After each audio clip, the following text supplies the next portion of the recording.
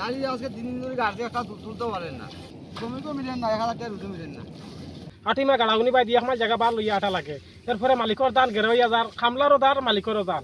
প্রথম অবস্থায় এখন আছে 180 বস্তা ধান আছে, আরো ফারা আছে, মুইট আছে মনে হয় 12 একর জমিনের, মেশিন তো মানে 25 আরো বাঙ্গাইতে ফারাও না, ফাইনে টেলিলার মেশিন দিয়ে খাটালাম, নাইও আছে অবগত, নাইও খাটের মেশিন দিয়ে খাটালাম, দান এবার একবারে তোমার লাগে যেমন ডুবি জেলা কুদন মানছে ওলা অবস্থা হয়েছে। আইটা থইসলা তা গেরা জ্বালা জ্বালাইছে এখন। পাওয়া যায় না, শ্রমিকের রোজ বেশি, 1000 টাকা রোজ, দানের মন 600 টাকা 500 টাকা, তো শ্রমিক অন্য কিতা করতে হয়, মেশিন ধান কাটে 2,500 3,000 টাকা কেয়ার। বড় আশা করি আসলাম ধান কাটার, তবে রাস্তাঘাটের কারণে খুব কষ্ট হয়ে গেল। আমরা খুব খুশি হইমু, আপনার সুন্দর করে আমরা রাস্তাটা দেখো, আটিমা গাউনি ভাঙ্গি আমরা উঠা লাগে ধানটা লইয়ারি পানির নিচে। আসসালামু আলাইকুম সুপ্রিয় দর্শক, সবাইকে স্বাগত জানাচ্ছি বাংলা টু লন্ডন টিভির পর্দায়।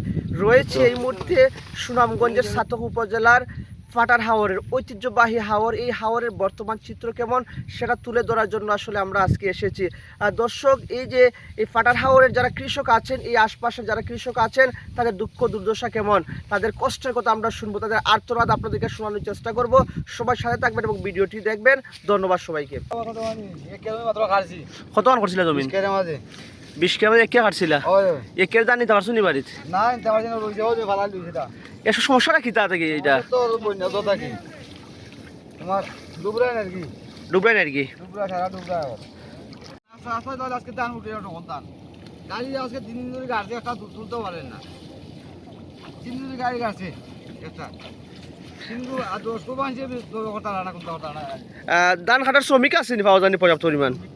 শ্রমিকও মিলেন না, 1000 টাকা রুজু মিলেন না। আর হারভেস্টার মেশিন দি মিছিল ভাই মিছিল নামেন না দেন, আর হাতার নামে মিছিল কিতা করবো এখন, বিদেশ থেকে আইছে, এখন তো করা লাগবো, পানি দিয়েছি সবটা, আর তো কিছু করার নাই। এখন দেশের মানুষের পরিস্থিতি তো দেখলাম, আইয়ার বিদেশ থেকে আইয়ার উঠলাম আগেল পানিতে। জমিন কতটুকু করছেন কয়কার? আছে 7 কার জমিন চলছে আর কি, কোনো স্রোত আর 7 কার গেছে আর তলে পানি, পানির নিচে। জি পানির না কেরা উঠে গেছে। হাওরের বর্তমান অবস্থা কিরকম আপনার দেখলাম? হাওড়ের অবস্থা তো খুব বেশি ভালো না, বেশি পানি চলে গেছে, প্রচুর দাম পানি চলে গেছে, অনেক অনেক মানুষ হাহাকার করছে। আপনি একজন প্রবাসী হয়ে প্রবাসীদের উদ্দেশ্যে কি বলবেন, এই যে কৃষকদের হাহাকার কষ্ট আর্তনাদ সেই সম্পর্কে?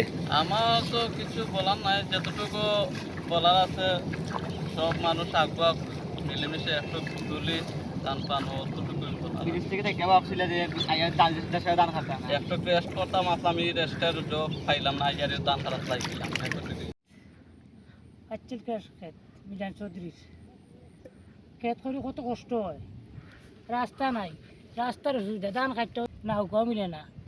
45 কার জমিন করছি, একলা জানি মানুষ, 10 কার গেছি হানির তলে, বাকি কিছু আছে না, এনতে খাটের মানে কিতা করবাই করছি তো নিজে ধরিবাই রানি, তাও নিজে গেলাম আসায় নিজে ঘুরে, তো অত কষ্ট আইন নাই, কিনতেও নাই, কোনো দিন মিলর সাবরে করে আমরা রাস্তা খান কোনো সকলে নিয়ে করা যায়। মিজান চৌধুরী লইয়া তাইনের তো তাইনের ক্ষেত বিশ্বভাবে অনুরোধ করলাম। প্রথম অবস্থায় এখন আছে 180 বস্তা ধান আছে, আরও কারা আছে, মুইট আছে মনে হয় 12 একর জমিনের, মেশিন তো মানে 25 আরও বাঙ্গাইতে ফারাও না, ফাইনে টেলিলার মেশিন দিয়ে খাটালাম, নাইও আছে অবগত, নাইও খাটের মেশিন দিয়ে খাটালাম, দান এবার কোনো সুবিধা নাই।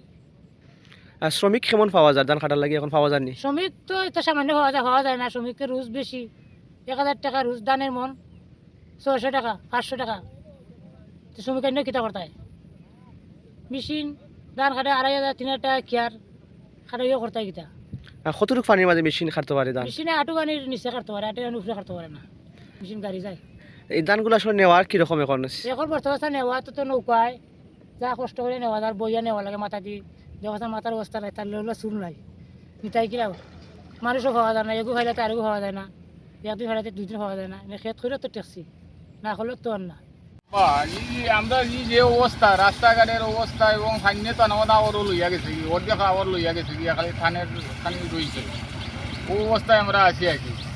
মানে তো এটা যে অবস্থা দানে দানে সব গেরা হইয়া বইতেছে, ও গেরা দান মানো বাংরাম ধান মানছে বাঙ্গে কিতা কত বাজলি, এই যে ধান শুকাইছেও না, এই যে অবস্থা সব গেরা ধানের বাংরা মাঝে আমরা প্রতি বছর তো আপনি আলার চালান মেশিন চালান প্রতি বছর আমরা ধান বাঙ্গন, তো এই বছর আসলে অন্যান্য বছর তুলনায় কিতা মনে করেন যে ব্যবসা বা না এই বছর অবস্থা বহুত খারাপ ওই লিখতে হইব এটা একেবারে অবস্থা ধানের কোনো ঘেরাইছে ধান সব ধান আমরাও ওদের বাংলাম সব ধান ঘেরা শুকাইবার কোনো কুদরত নাই হিমালয় অবস্থার মধ্যে আছে আর কি।